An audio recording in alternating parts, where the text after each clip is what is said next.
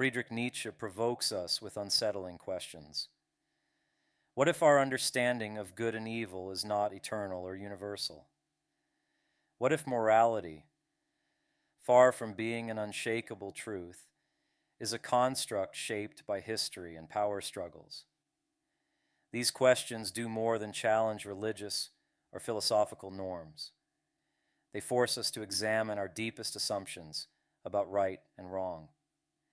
Nietzsche wasn't interested in merely rejecting morality, but in exposing its origins and purpose. Who benefits from moral systems? How do they shape our lives? In this exploration, we'll delve into Nietzsche's key ideas: ressentiment, the will to power, and the moralities of masters and slaves, and reflect on how they reshape the very foundations of good and evil. Nietzsche argued that morality is not universal or divinely revealed, but a human invention shaped by the dynamics of power. Throughout history, morality emerged from the interplay between the powerful and the powerless, giving rise to two distinct moral frameworks: master morality and slave morality. Master morality originates among those who hold power. For the masters, good reflects qualities that affirm life: strength, vitality, ambition, and creativity. Evil, in their framework, is not a central concern. It is simply the absence of these life-affirming traits. This morality celebrates individuality and self-confidence, drawing its values from the master's own experiences. In contrast, slave morality arises from the oppressed, who react against the values of their rulers.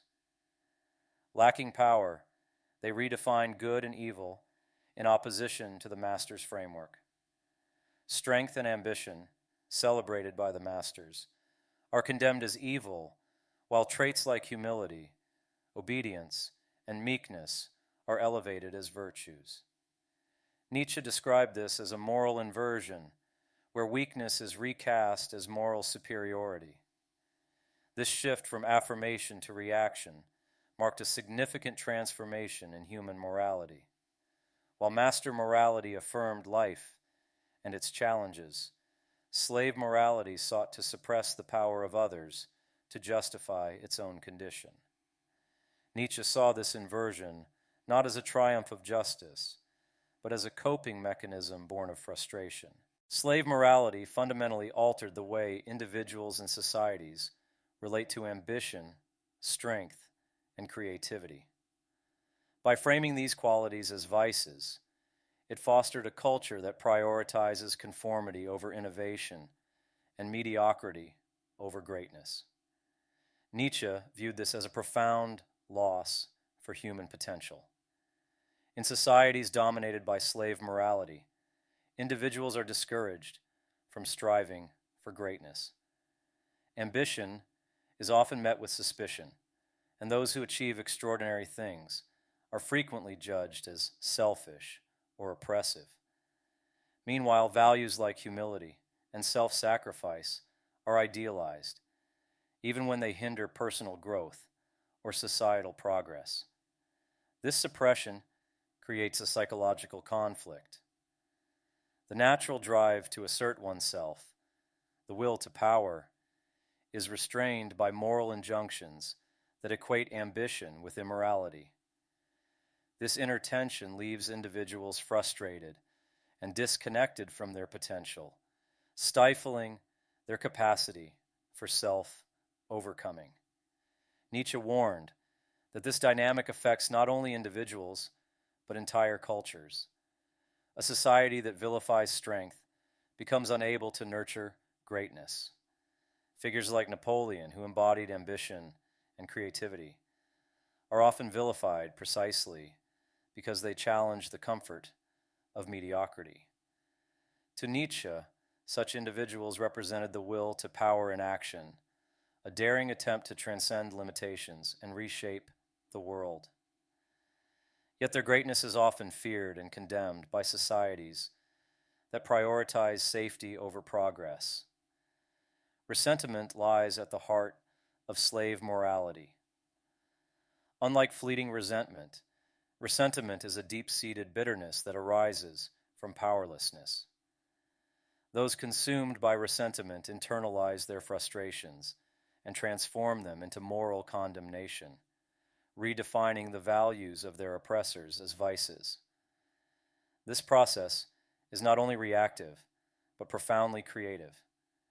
Through ressentiment, the powerless elevate their own condition by reframing strength as cruelty, ambition as greed, and power as oppression. Conversely, they rebrand humility, obedience, and passivity as virtues. Nietzsche argued that this inversion doesn't elevate humanity. Instead, it creates a moral system that restrains both the strong and the weak, limiting the potential for growth. The dynamics of ressentiment are illustrated in the relationship between Salieri and Mozart, as depicted in Amadeus. Salieri, envious of Mozart's genius, cannot match his brilliance. Instead of striving for his own greatness, he reframes Mozart's success as undeserved and excessive, channeling his frustration into sabotage. For Nietzsche, this is the essence of ressentiment, condemning the qualities one secretly admires but cannot attain.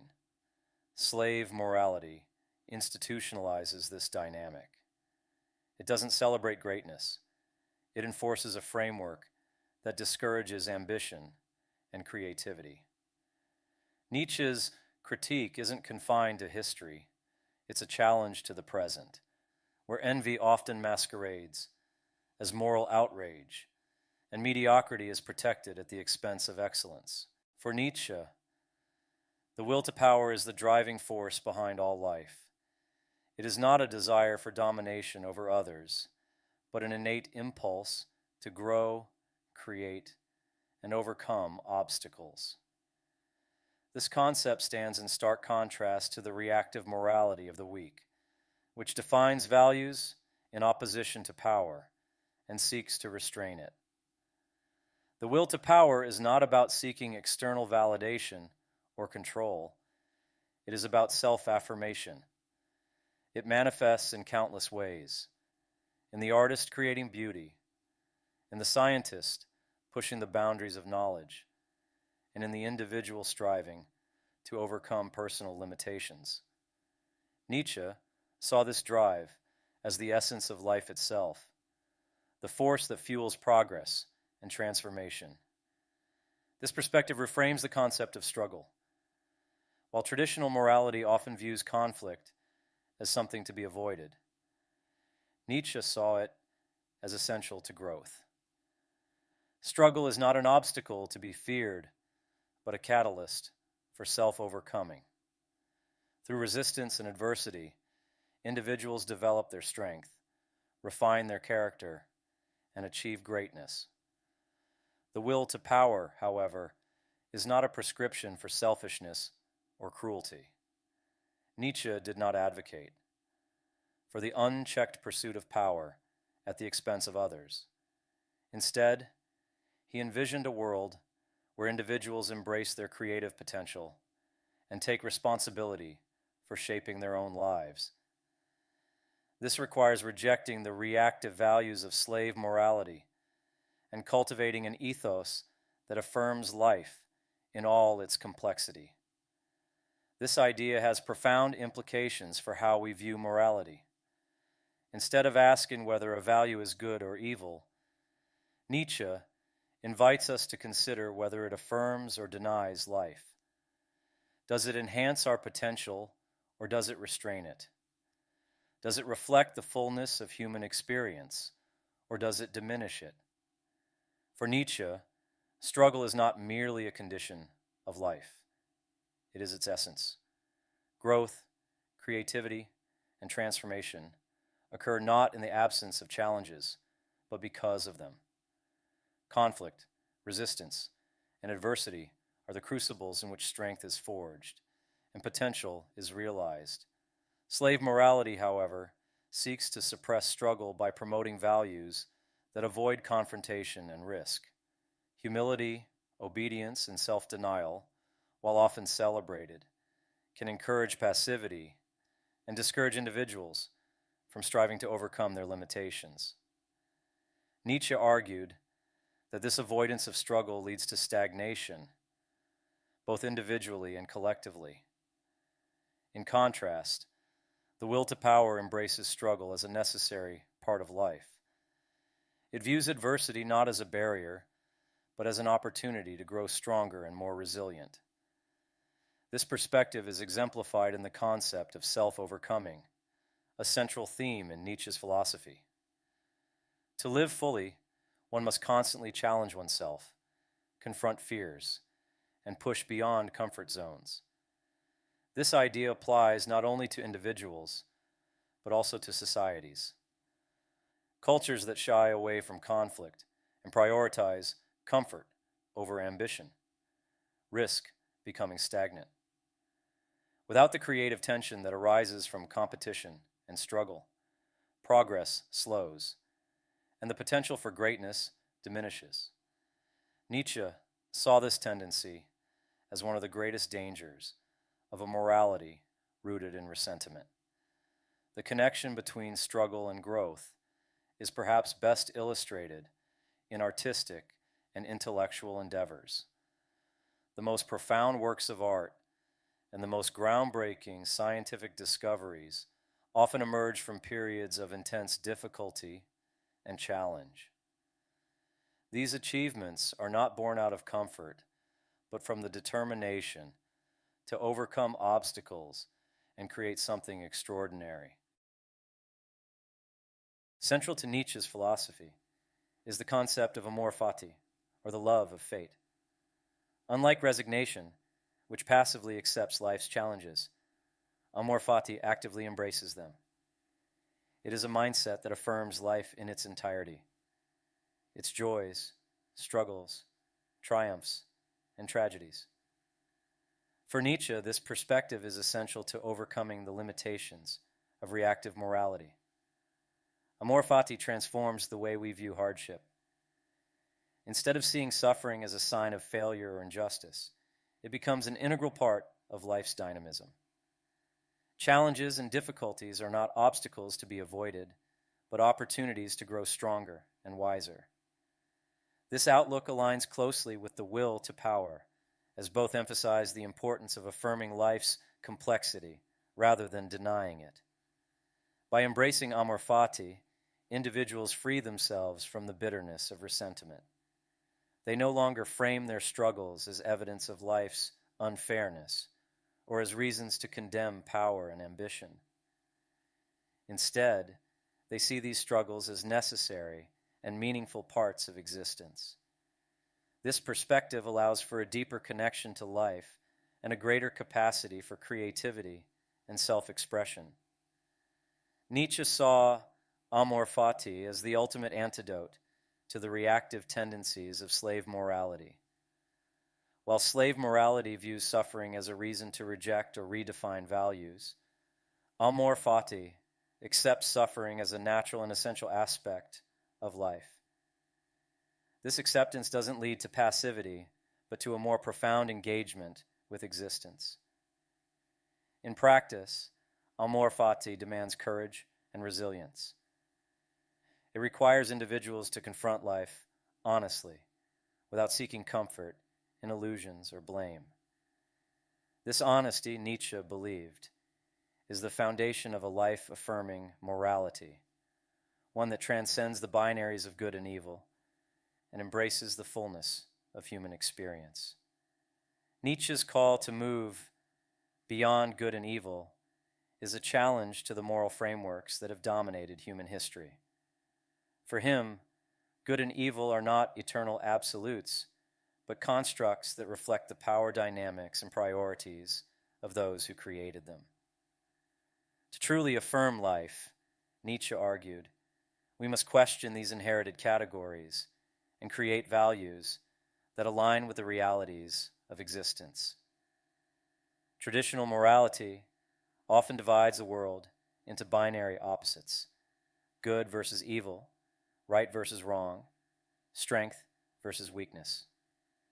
Nietzsche believed this dualistic approach was a product of ressentiment and a tool for maintaining the status quo. Instead of promoting growth and transformation, it restricts human potential by forcing individuals into rigid moral roles. To move beyond good and evil is not to reject morality altogether, but to reimagine it. Nietzsche envisioned a morality that is dynamic and life-affirming, one that celebrates creativity, strength, and self-overcoming. Such a morality does not seek to suppress natural impulses or deny the complexities of existence. Instead, it embraces them, using them as a foundation for growth. This revaluation of values requires a willingness to confront uncomfortable truths. It demands that we let go of comforting illusions and examine the origins and effects of the values we hold dear. Are they truly serving humanity's potential, or are they limiting it? Are they grounded in a genuine affirmation of life, or are they reactive and suppressive? Nietzsche's concept of the revaluation of values is central to his philosophy. He believed that the values inherited from traditional morality no longer serve the needs of a flourishing humanity. These values, shaped by ressentiment and reactive morality, have become obstacles to growth and creativity. The process of revaluating values begins with a critical examination of their origins. Nietzsche argued that many of the virtues celebrated by traditional morality, humility, self-denial, and obedience, were not chosen freely, but imposed by those seeking to restrain power and ambition. By understanding how these values were created, we can begin to question their relevance and effectiveness. Revaluation is not about adopting new values arbitrarily. It is about creating values that affirm life and reflect the realities of human nature. Nietzsche believed that this process requires individuals to take responsibility for their own moral framework. Instead of relying on inherited norms, we must actively shape the principles that guide our lives. This approach to morality is not prescriptive. It doesn't tell us what to believe or how to act. Instead, it invites us to engage with life as a creative process. Each individual becomes a philosopher, crafting their own values through reflection, experimentation, and self-overcoming. The revaluation of values is an ongoing journey, not a final destination. Nietzsche did not offer a definitive moral system. He offered a challenge. The task is to confront the limitations of traditional morality and to imagine new possibilities for living authentically and affirmatively. Good and evil, far from being fixed truths, are open questions. What values will you create to affirm and transform your life? Nietzsche's challenge is clear. Move beyond reactive morality, embrace the will to power, and craft a life that reflects your highest aspirations. Let this journey continue. Together we can explore the complexities of morality, meaning, and the potential of human existence.